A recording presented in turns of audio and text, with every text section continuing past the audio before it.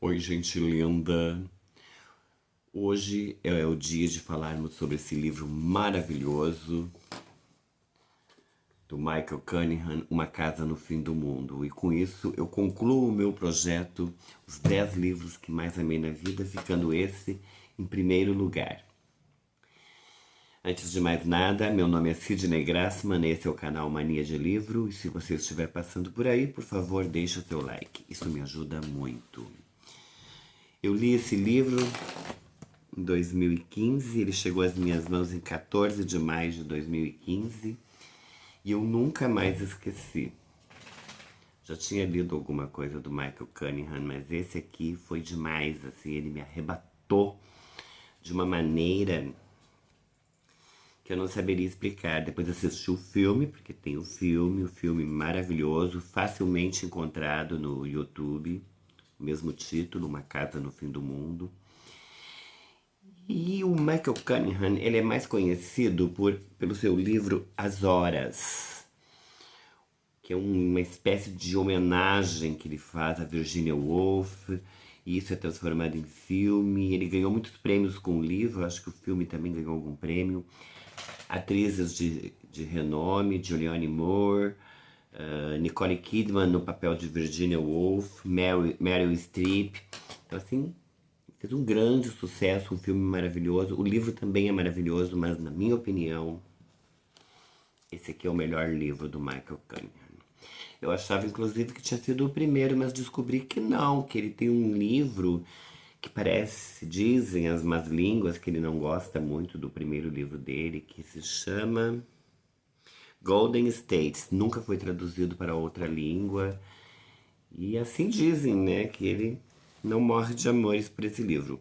Ele aqui nas páginas iniciais desse livro, ele fala da dificuldade que foi para escrever e publicar esse livro, que ele não tinha nenhuma máquina de escrever decente e que daí ele conseguiu e ele agradece, então, porque esse livro foi foi iniciado em 1984 e concluído e lançado em 1990. Ele levou 6 anos para escrever esse livro.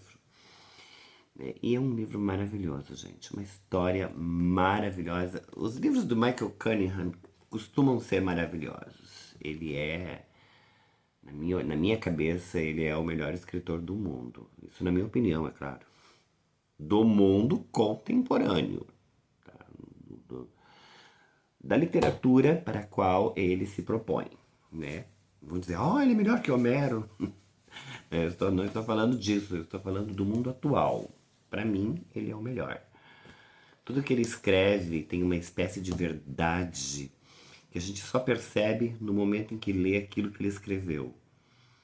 Ele é muito assim de desenterrar metáforas e verdades e ícones que a gente nem suspeitava e que se tornam conscientes depois que a gente lê a escrita dele. Eu digo a vocês que vale muito a pena, mas vamos à história. Aqui nós temos a história do Bob e do Jonathan. O livro é narrado na primeira pessoa e ele usa 4 narradores, né? De vez em quando vai trocando de narrador. É uma técnica que eu não gosto, não gosto mesmo, mas aqui ficou muito, muito bem feita. Então tem a Alice, ou Alice, que é a mãe do Jonathan, tem o próprio Jonathan, que é um dos narradores, filho da Alice, e tem o Bob, que é o namoradinho do Jonathan. Mas para a segunda parte, ele é dividido em 3 partes, a amiga do Jonathan, Clary, também conta a versão dela, né? É um livro, uma história triste, é uma história, como eu vou explicar, é uma história linda, gostosa de ler, mas ela é muito tocante e um tanto quanto trágica. Em alguns momentos a gente fica meio assim, perplexo, perplexo com a própria vida, porque o Michael Cunningham, ele é uma pessoa que ele esfrega a vida real na cara do leitor e às vezes a gente não está preparado para isso. Então nós temos aqui o Jonathan e o Bob bem jovenzinhos, na adolescência, eles se conhecem. E o Bob não tinha uma fama muito boa, sabe? Porque ele andou experimentando drogas com o irmão, aí o irmão faleceu, a família dele era meio desestruturada, a mãe dele entrou em depressão, havia murmúrios de que ela tomou uma dose excessiva de comprimidos, outros diziam que fora um acidente, o pai era um professor de música bastante ausente, então ele era meio que largado no mundo, né? Mas o Jonathan tinha fixação por ele. E o Jonathan, ao contrário, vinha de uma família toda certinha. A mãe era extremamente jovem, dona de casa, o pai trabalhava fora, tudo assim dentro do esperado. E eles se conhecem e o Jonathan começa a levar o Bob para a sua casa. E cada vez mais o Bob vai indo para sua casa, até que o Bob começa meio que se mudar para lá, né? E um dia, Alice ou Alice pega os dois fumando, e eu não estou falando de cigarro. Já me disseram que eu tenho que tomar cuidado com as coisas que eu falo, porque senão eu não sei o que é lá.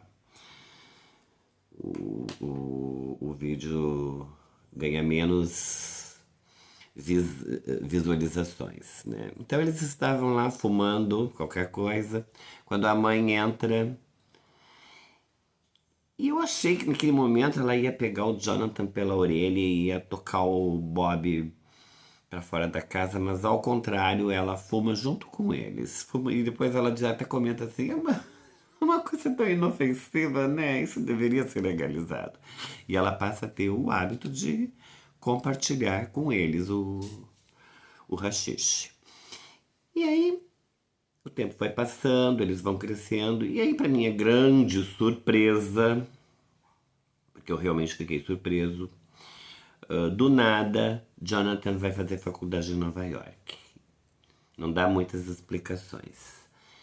E o Bob, a princípio, fica entre o pai e a antiga casa do Jonathan. Mas com a morte do pai, o pai vem a falecer também, ele acaba se mudando para a casa da Alice. Aluga o quartinho que era do Jonathan, começa a aprender a cozinhar. A Alice que ensina ele a cozinhar e ele começa a vender comidinhas e ganha um bom dinheiro. Ganha um bom dinheiro. Só que um dia, para sua surpresa, Alice diz para ele que vai se mudar. Ela vai se mudar para o outro lado do país. Ela vai para um lugar mais quente. Ela vai para o Arizona. Ela e o marido, pai de Jonathan. E a princípio, assim, Bob meio que insinua que quer ir junto e ela vai logo cortando as asinhas dele, diz que tá na hora dele cuidar da vida dele. Dá uma certa peninha do Bob, dá uma certa peninha. E Bob não tinha para onde ir, pegou e foi procurar Jonathan. Foi procurar Jonathan, que estava dividindo apartamento com uma mulher chamada Clary. E a Clary, ela meio que sente um tesãozinho pelo Bob e o seduz. E fica grávida. E a partir daqui eu acho que não devo contar muita coisa. Eu achei que a Clary foi meio piranha, viu? Seduziu o cara que ela sabia que era namoradinho do amigo. Mas a Clary é muito querida, devo dizer. E aí os três, em comum acordo, resolvem criar a criança, formar uma espécie de família não usual. E a criança seria criada então pela mãe biológica, Clary, e pelos dois pais, Jonathan e Bob. Não importa quem é o pai biológico. E aí, numa das suas voltinhas, nos seus passeios ali pelas proximidades de Nova York, eles encontram uma casinha muito fofa que está à venda. E essa casinha muito fofa que está à venda acaba se tornando a casa do fim do mundo do título. E eles decidem criar a menina ali. Nasce então Rebecca, a menina, e eles decidem criar a menina ali, abrem um restaurante, está tudo fluindo quando aparece um namorado de Jonathan, um ex-namorado de Jonathan. E ele não esconde de ninguém que ele está contaminado com HIV. E a partir daqui, eu acho que eu não devo contar mais nada. E, gente, é uma história assim, vou usar um neologismo, ilargável. é um livro que eu não conseguia, realmente não conseguia largar. Por sorte, quem curou a minha ressaca foi Patricia Highsmith. Estou lendo o livro dela, Em Águas Profundas. Notei até uma certa semelhança de estilo e estou amando o livro. Ela me curou, porque esse livro aqui me deixou com uma segunda ressaca, né? Porque eu já havia lido esse livro antes. Com isso, eu encerro o meu projeto, os 10 livros que mais amei na vida. Uma Casa no Fim do Mundo tirou o primeiro lugar. Eu não sei se eu deixaria ainda em primeiro lugar, mas eu acho que sim. Eu acho que sim. Teria que ser um livro muito bom para conseguir tirar Uma Casa no Fim do Mundo do seu primeiro lugar, onde ele se encontra neste momento. Eu desejo a todos vocês uma excelente semana, cheia de luz, cheia de brilho, cheia de bênçãos.